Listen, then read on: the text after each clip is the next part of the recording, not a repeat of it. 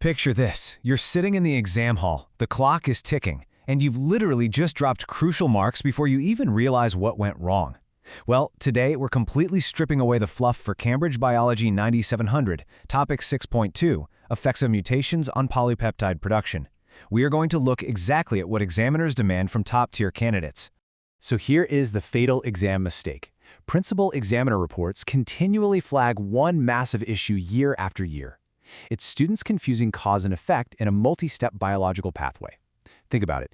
You might actually understand the biology perfectly. You know exactly what a mutation is, but if you mix up the sequence of how a change in DNA leads to a change in polypeptide production, poof, your marks just vanish.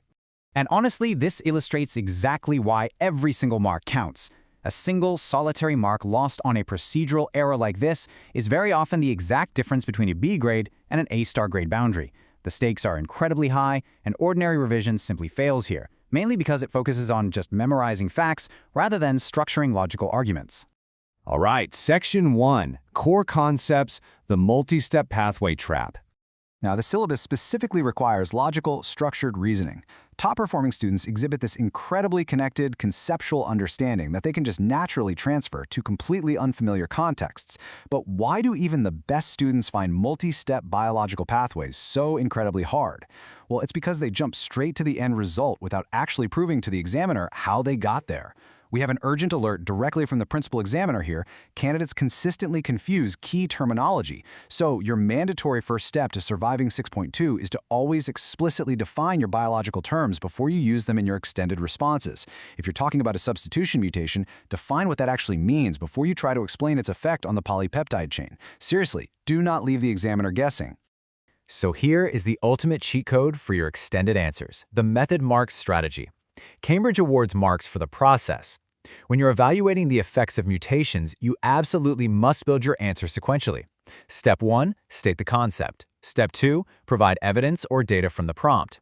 Step 3, apply your scientific reasoning. And Step 4, lock it all in with specific examiner wording. If you follow this 4-step sequence, you are going to secure those procedural marks every single time. But wait, because even if you use the 4-step method, there's still a trap. In just a moment, I'm going to show you the hidden examiner clue that changes the answer completely. It's this tiny detail that students miss, and it completely ruins their entire response. But first, you really need the statistical framework that makes that clue completely obvious. Section 2, Technical Methodology, Aligning Statistics and Data. You just cannot master Topic 6.2 without aligning your biology with statistics and data.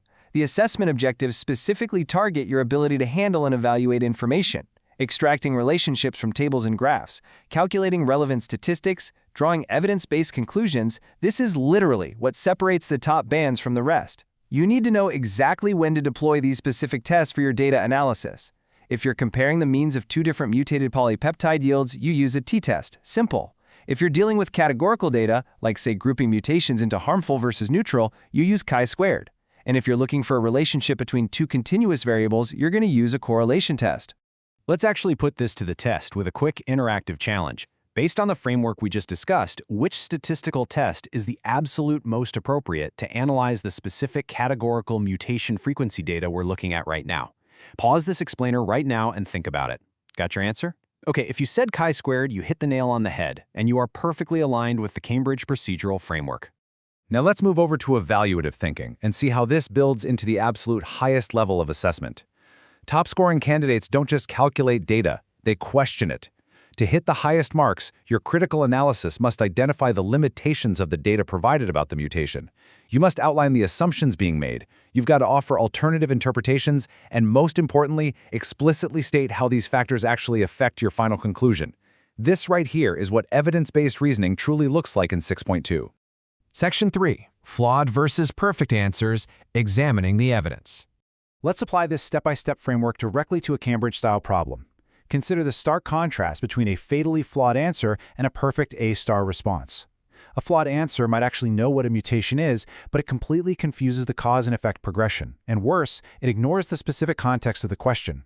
On the flip side, a perfect A-star answer features a crystal clear, step-by-step cause and effect progression. It is strictly bound to the context of the unfamiliar polypeptide provided in the prompt, and crucially, all units have been checked and included. So, the crucial point is finally revealed. Remember that open loop from a few minutes ago? That hidden examiner's clue? Well, here it is, straight from the principal examiner's report. Answers are not specific to the context given. The examiner clue is the context itself. Examiners actively hunt for context-blind answers. If a question gives you a highly specific scenario about a mutation in a hemoglobin polypeptide, and you just write down a generic textbook definition of a mutation without actually applying it to hemoglobin and checking your units, you will lose the marks. No question. To make sure you lock all these multi-step pathway components into your brain, here's a really quick memory hack that's highly recommended for 6.2. Take the first letters of the key mutation terms you constantly mix up, like substitution, deletion, insertion, frameshift, and create your own memorable mnemonic. It's just a simple, student-friendly way to ensure you never drop a sequence mark ever again. Section 4. The diagnostic cliffhanger, the hidden cause of lost marks. So we've covered the core concepts, the methodology, and the big examiner warnings for 6.2, effects of mutations on polypeptide production. But we need to pivot for a second to a high-stakes realization about your overall exam strategy. Let's say you've completely mastered today's lesson. You know the biology perfectly. You know the statistical tests. But do you actually know the command words that decide your mark band? Think about it. If an exam question says evaluate and you just explain, your perfect biological knowledge is suddenly entirely useless. Misunderstanding command words is the hidden cause of lost marks that literally destroys A-star dreams. You absolutely cannot skip this. The exact breakdown of how to decode these command words is waiting for you in our next explainer, and it is a mandatory next step if you want to secure your grade. So, subscribe to our YouTube channel Ace the Exams at Ace the Exams IGCSE to excel in your Cambridge examinations. Click the explainer on your screen right now, and let's go master those command words together.